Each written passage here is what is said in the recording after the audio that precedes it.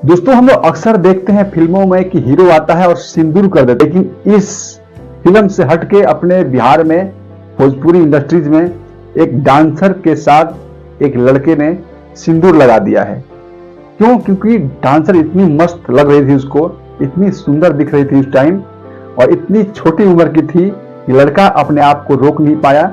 लड़के ने सिंदूर ही नहीं लगाया, लड़के ने लड़की को एक कंबल भी या चादर कह लीजिए उसको उड़ा दिया वहां पे, मतलब उसकी इज्जत बचाने का कोशिश किया, ऐसा लगता है। तो कहीं ना कहीं अब उस लड़के को रखना पड़ेगा, ऐसा लड़की कह रही है। लेकिन YouTube पे चर्चा चल रहा है कि उसका बाप रखने के लिए राजी नहीं है। तो कहीं ना कहीं लड़की भी कह रही है कि मैं रहूंगी तो उनके घर ही रहूंगी।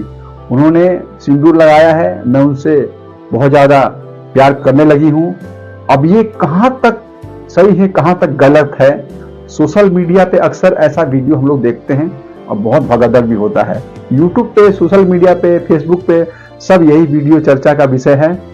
और बिहार में पूरा भगदड़ हो चुका है, जितने यूट्यूबर हैं सब इंटरव्यू ले रहे हैं और सब सोशल मीडिया भर चुका है। कहीं ना कहीं सबको सीख लेना पड़ेगा कि ऐसा काम ना करे कोई भी जोश में होश खोके, क्योंकि लड़का अब भागा फिर रहा है।